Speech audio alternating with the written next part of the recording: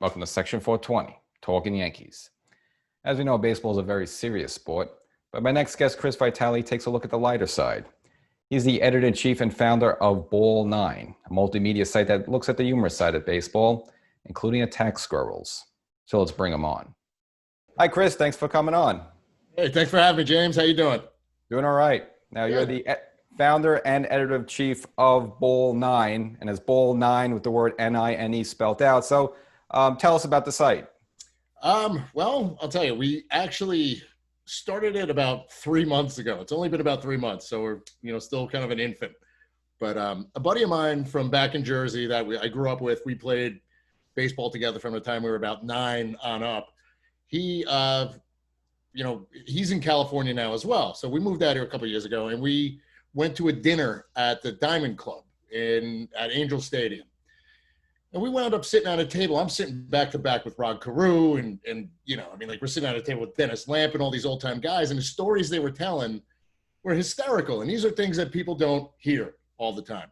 So we wanted to do something like that as a website, tell the stories, the funny stuff, the more human stuff, the stuff that not the usual questions and not the usual answers. So, we started it up and here we are, Sounds good. So, now, who are the other people involved with you? I know you have some other members of the team.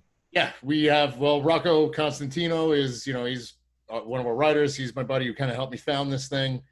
We got Kevin Kernan who just did 22 years at the New York Post, who is one of our writers.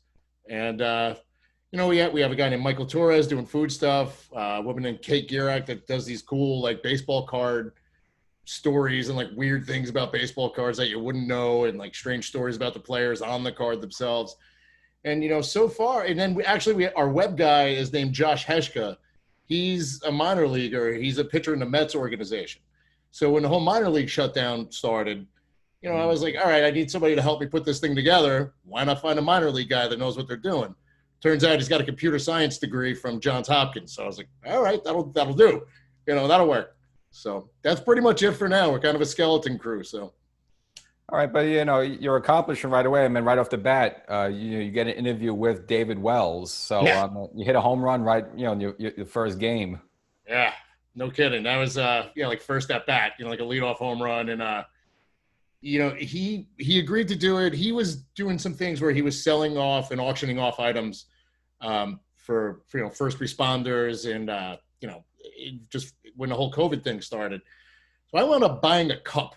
I got this game used David Wells cup, which is kind of disgusting in a weird way, but it's hysterical. So, so he and I just started talking about it. And I was like, hey, listen, we're starting this new kind of history humor site.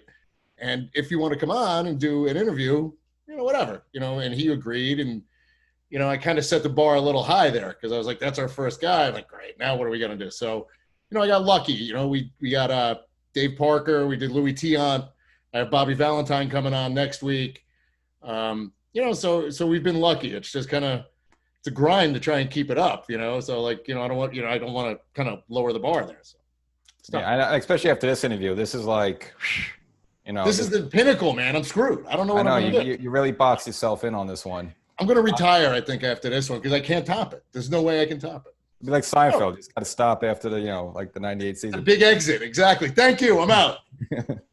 Obviously, they can follow you on Twitter, Instagram, Facebook, and YouTube, and they can see all these interviews. Again, at BallNine. So definitely check them out. So, and again, that's the reason I just looking off your site, I like it. I'm almost the same with baseball. Like I try with this show, obviously take it serious, but also a little fun, a little slapstick in a way. To make it stand out. So, this, where do you envision this going? Is this sort of like you just take it 1 week at a time, 1 month at a time, or do you have some grand vision of ideally where you would like this, BallNine to be? I mean, honestly, every day is something different. It's kind of been keeping me busy while I've been locked in the house or locked in the garage, I should say, half the time. But, I just wanted to start it to have some fun. And then like you said, Wells got on board and now some other names get on board. And then I wind up, we have a writer like Kevin Kernan who just, did an exclusive interview with Goose Gossage. So, I mean, it's kind of taken off a little quicker than I had ever anticipated. You know what I mean? Like I said, we're 3 months in. I figured I'd be about here in like a year. So we're already, you know, we're talking about doing a redesign on the site and trying to make it a little more user friendly, because I didn't think all these people were going to start coming, to be honest, right now. So it's as far as where I want it to be, I would like to be able to hire somebody so I don't have to do the job of about 8 people. But you know, for the, you know, until then, I mean, while I'm locked in the house, I got nothing better to do. So, gotcha. Now, in terms of, you know, just getting into Goose Gossage really quickly, you know, we had the incident recently with Joe Kelly, you know, throwing. I'm sure he was all for that. He was, but he was not, and at the same time, I mean, he was more, he was upset that he didn't hit anybody. You know, I mean, he's like, you know, he threw like 5 pitches in the general vicinity of someone, and you know, I mean, and then you get suspended 8 games for nothing. So I mean, you didn't even get your money's worth. You know, and so he said, he's like, you know, if he was up there and he was on the Yankees when, you know, when he in the Astros cheated, he's like, well, I would have drilled the first 10 guys, because the first 10 guys are getting lit up, you know, and that's how you do it. And he's like, you know, you don't throw and miss and then you get suspended for 8 games, which in this season is like, I don't know the math on that one, but like 1/5 the season. Yeah, it's ridiculous. And he didn't even hit anybody. So, you know, so he's not pleased with the way the game is going. And I think that's kind of why, you know, he's not really invited back to Old Timers Day and stuff. But I agree with him. I agree with him 100% that, I mean, you know, it's a different game now. And I understand because of this season, it's, you know, it's a weird year. But, you know, I mean, I agree. Yeah, I don't know. You know, I mean, I thought he was going to have a fit when, you know, he talked about the, you know, starting a guy on second base in the extra innings. And so, you know, it's just a strange season, James. I don't know, man. It's odd. Yeah, I mean, I think a lot of players, even like Adam Ottavino said, it's not baseball. But I think just they realize the situation here. I think it's something within this season. I don't think we'll see it extend in 2021, maybe. But I just think it's like, all right, the whole idea is like they want to get these players on the field and play the game and get them out as soon as possible. And if you could limit a game to like 10 innings versus going on to an 18-inning marathon, so be it. So, yeah, I think that's why a lot of people don't like it, but really haven't been protesting it or just being adamant about it, because it's just like, let's just get the season done and whatever. Well, I mean, I totally agree with that. I mean, you know, like they want to limit the time at the ballpark, and that makes sense. You know, I mean, like you look at what happened with the Marlins and the Cardinals now, and, you know, I mean, you don't want that going on with every team because this season is going to end before it even gets going. So it's, you know, I mean, it's the funny thing about starting a guy on second base is now, you know, you really want to call upon players to play fundamental baseball, to bunt, to move a guy over. Maybe it's, you know, I mean, and they're not doing it because they've never been taught how to do it. So it's kind of like a weird, like, I mean, this could be fun and it could make for some fun small ball to watch, or a guy's going to try and bunt and just pop up to the catcher and then, you know, all right, we're going to the 13th. So I don't know. I'm just happy there's baseball on, man. I don't know. I'm just happy to watch something. No, I definitely hear you. I don't know how many, like, you know, those replay games on Yes, you know, how many times they're going to show, like, you know, out of a game 4 of the 98 World Series or something, you know, after a certain while, you know, you need something new. But, you know, getting into that point regarding the, you know, the extra inning rule, I mean, at first I was completely against it, but then, you know, listening to, you know, with John Smoltz on radio, he actually said something interesting, like, you know, he broadcasts games now, and he would say, look, I would be in the booth all the time for these extra inning games, and I could just tell these guys is wailing for the walk-off home run or just go for the one-swing home run, and it's a pop-up, or strike out, whereas now you put a runner on, put a runner in motion, you get a little contact hitting, something like a DJ LeMahieu, do, you know, like a little contact type of baseball. It actually makes the game maybe a little more excitable. So maybe in the long run, maybe it is better for the game. I agree. And I mean, I think actually this year, I mean, if there's ever a year to try something like that, this is the year.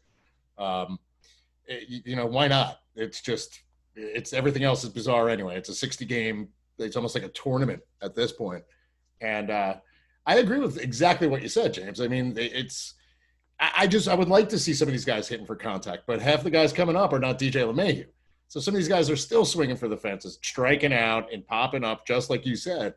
And it's like, I mean, it kind of makes me just long for the days of just baseball. I mean, I want to see Billy Martin stuff, like, just give me a hit and run. Give me something. Like, let's try and make something happen. and they're, hopefully as this season goes on and guys get used to to this new rule, hopefully that, we start to see some of that. Take the ball the other way, beat the shift, these guys, after all, they're baseball players. So, I think they want to do it. I'd like to think they want to do it. I can't imagine everybody just wants to hit a walk-off home run, with a guy on second base. But I could be wrong. I haven't played in 20 years, so what do I know?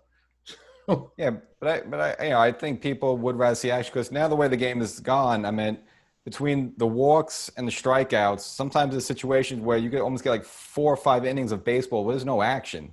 Yeah. And that could be part of the reason why, always people say, well, all the young people don't like baseball and the attendance is dropping and the NFL is getting all the attention. But a lot of it could also be that there's just nothing going on in the game because there's no action. And small ball and playing a little differently, long-term solution might be better for the game. Exactly. Putting the ball in play at least makes something happen. At least then you get to see good defense, even if it's not a base hit. You get to see good base running, smart base running.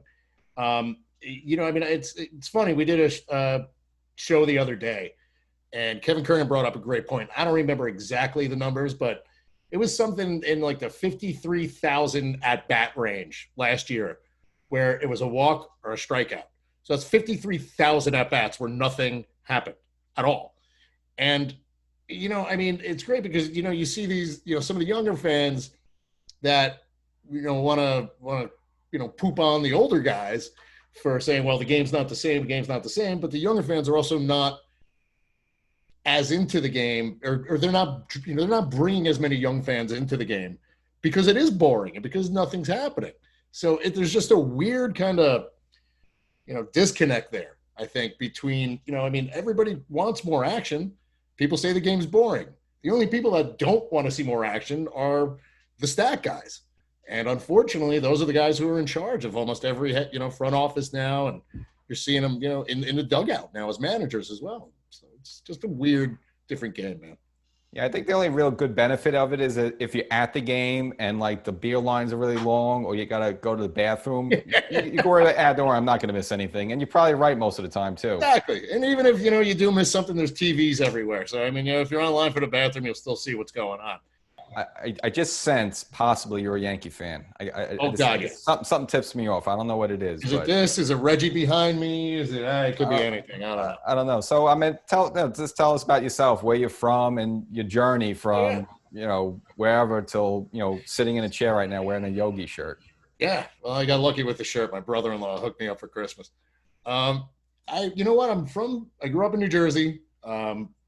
I was a musician for a while. I went touring around and, putting a couple records out and all that kind of stuff. And when I got done with that, when I got done with touring, I was like, well, I guess I need a job.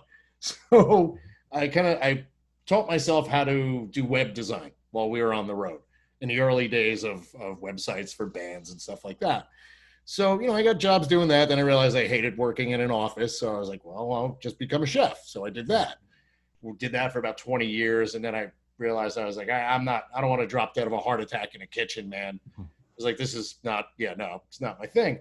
So I started doing, getting more back into computer stuff. And I just wanted to, so then we moved out to California. I was doing remote stuff for restaurants, like menu design and things like that. And I just, like I said, we went to that dinner at the Diamond Club at Angel Stadium, and that was just a light went off. And I was like, I'm just going to do this for fun. Why not? And then kind of work slowed down a bit when quarantine happened. And I just started plugging away on this. And, here we are. Now I'm sitting in a chair in a Yogi shirt talking to you. There you go. Now, just getting back to the kitchen for a second. Oh, God. You see like Chef Gordon Ramsay, he shows like the crate. Like, can you just give us like I saw you did tweet that like it almost killed you in a way. Like, yeah. What's the craziness that goes on in there? Because we're diners, we sit at the table, we hit things, pots and pans banging, but like, what's the craziness that actually goes on in the kitchen? Oh my God! It's the fastest paced thing ever, and everything has to be, exactly the same and perfect every time. And if not, you're going to hear about it. And it was when I got to, when I moved up and I became a chef, it was just, now you're managing 10, 15 people that don't want to be there. They're underpaid, and I've been there. I get it. And it's constant. And you're there 7 days a week and you're there 15, 16 hours a day. And, you know, I mean, I just went for, you know, a physical or something for my insurance or whatever. And, you know, they told me they should hospitalize me because, you know, my blood pressure was through the roof. They're like, dude, you have to like we're not going to hospitalize you, but take it easy. I was like, I can't take it easy. I have to go back to work. So I just kind of slowly got out of it. Moved out to California by the beach, and I'm a much happier guy for it. So, and good thing you're a Met fan also, because I think being a chef and a Met fan together, that would have really. I would have been dead by 35. Yeah, let's switch to our beloved Yankees. I mean, yeah. I don't know. How's the season looking so far? What do you think? It can't be much better. I mean, you know, were they going to go 60-0? I mean, 59-1 sounds pretty good to me. So, you know, I mean, they look good. I mean, I'm curious to see if Stanton can maintain what he's done so far. I like that he's going the other way. He's going with the ball. He's actually hitting again. The guy's probably used to playing in front of nobody because he's from, you know, been playing in Miami for years. So, excuse me. You know, Judge is on a tear. DJ is doing DJ things. Cole is Cole. I mean, I'd like to see Paxton maybe come around a bit, but, you know, we'll see. I mean, I'm just happy it's on. It's weird, like with the game that was on Fox the other day where they had those weird fake fans. Yeah. That freaked me out, man. Yeah, I think like, I mean, it's cool in some regard because it is kind of like bring a little virtual reality. I think like on the wide shots, it looks okay, but like close up and it's like the same person doing the same thing. It's like, all right, this is kind of weird, but I guess they'll experiment. But I actually wanted to get into a few of those issues, specifically Stan and Cole. I mean, do you think that the fact that the stands are empty, that it actually benefits them in a way because you just don't have those people yelling at you? So even though I think Cole's a cool character, I don't think it phase him, but I think more Stanton. I mean, you think it really helped him, or it's just the fact that, hey, Stanton is finally, you know, third year here, finally clicking in a little bit, and, you know, just finally healthy. I think it's that too. I mean, I think it's a little from column A, a little from column B, honestly. I mean, Stanton, you know, like I said before, I mean, he won an MVP playing in front of nobody. But, you know, I mean, he always hears it from the fans. I mean, especially with, you know, the injury. I mean, if he strikes out, he's getting booed mercilessly.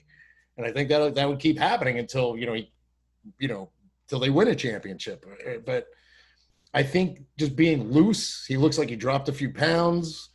You know, I think he's going to be, you know, I think this might help his confidence and carry into next year. Or if they do, you know, start bringing some fans back this year. He's just too good of a player for him to stink. So I think he'll be really good. Cole, like you said, I think he's a cool character, man. I mean, I don't think, you know, fans or no fans, I think he would almost do better with the fans because the same guys that would go there and try and boo Stanton, they'd be going nuts for Cole's first start in pinstripes. So, I mean, I think he would be even better with fans in the stands because people have been waiting for an ace for years, man. I mean, you know, we've been waiting for this. So, you know, I mean, it just definitely takes me back to like, you know, getting CC where it's like, you just knew it, you know, like this is the guy, even if you have to overpay so much for him, I think he's even the 3 stars, you can just tell it just, the whole psyche of the team is different with him there versus where you had Severino where, okay, yes, a great talent and maybe someday he'll be there, but you just don't have that confidence. Like, all right, Severino's taking the ball game 1. You kind of like, still on edge a little bit. You know, Cole's taking the ball game 1. You figure, all right, we got this. Oh, yeah, just that's a W. I mean, that's you know, I mean, things would have to go horribly wrong for him to lose a game 1, you know, if he comes out pitching like he's capable of pitching. You know, I mean, Tanaka's Tanaka, you know, I mean, and, you know, it's the summer, so I guess we skipped first half Tanaka, so that's great. You know, I mean, that's fantastic.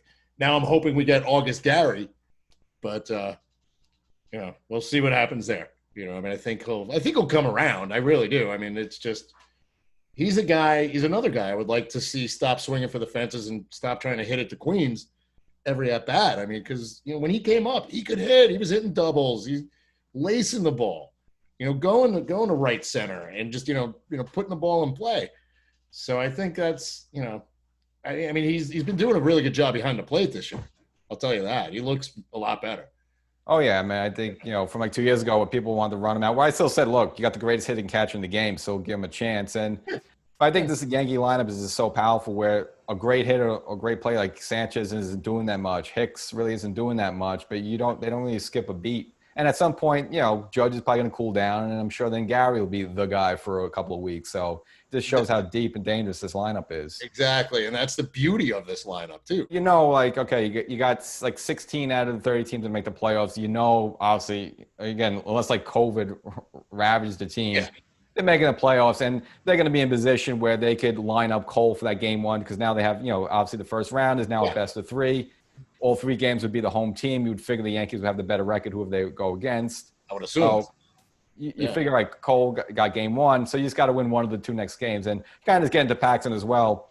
I mean, a lot of people just don't also point out he did have the off-season surgery on that it was like a misgrown butt hair, some weird thing like that. It was something strange, man. Yeah, like then you get to the details. So I think obviously he'll be better. I think he'll get a little better over the time. But obviously at the end of the season, they're gonna have to make a decision on both Paxton and Tanaka. And I don't think you're getting both. I don't either.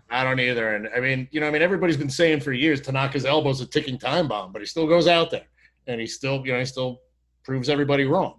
So and Paxton's been injury prone since he was in Seattle. So which gamble do you want to take? Where are the odds better? I don't know. I mean, I think, that's just a decision that we're going to have to see how each of them performs this year. If they both stay injury free, it's going to be a tough decision. I mean, I don't know who to keep. I wouldn't know. I mean, I'm curious to see what they do with DJ as well. Yeah, that's going to be very interesting because, good thing I think would benefit the Yankees that DJ is like 31, 32. So, he can't be in position to ask for 7 years. So that's going to be crazy. So, even if he asked for 3 years and, give him a boatload of money, but just for 3 years and you cut him loose, I think the Yankees would be fine with that because, he's the guy. He's he just changed the entire lineup once he got rolling last year. You can just tell the difference. You can't lose someone like that. And, in fact, all these players are going down left and right last year. He was really the one constant the whole way. Last year I went to the 3 games, the interleague games, the Players Weekend at Dodger Stadium. And that was about 50-50 Yankees-Dodgers. And actually met a bunch of Yankee fans during that. So I kind of stayed in touch with them and, we'll talk during games and stuff. So there are a lot of transplants out here, because the entertainment industry and whatever else, the weather, the beach. So, there's plenty of New York guys out here and Jersey guys. So, my next door neighbor's a Yankee fan. He's from Connecticut. So I'm like, I got lucky there. And I'll, if I miss a play or something, I'll hear screaming coming from next door and at least I know what's going on. So, there's no shortage of Yankee fans out here, which makes it, makes it fun. And, unfortunately the closest bar over here is a Red Sox bar. So I don't go anywhere near there. Actually when we moved out here, I told my wife, I saw the sign and there, I was like, I will never step foot in there during baseball season. On a couple of there's you've claimed that you train attack squirrels. Is this true or not? There's these 3 squirrels that live in the yard and they, and I'll throw them some peanuts or something like that. And a couple of them, they're not really attack squirrels. We're not there yet. That's what it is. Give me time. But they'll do some weird things. I'll tell them go over there. They go over there. It's hilarious. Quarantine gets to you, man. It really does. I'm sitting here talking to squirrels and stuff. It's weird. It could be worse. So I appreciate getting your time. Chris Vitali, BallNine. They can follow you on Twitter, Instagram, Facebook. Check out the website, www.ballnine.com. Is there any way we could get those attack squirrels to go into the Boston bar? That's the ultimate goal, James.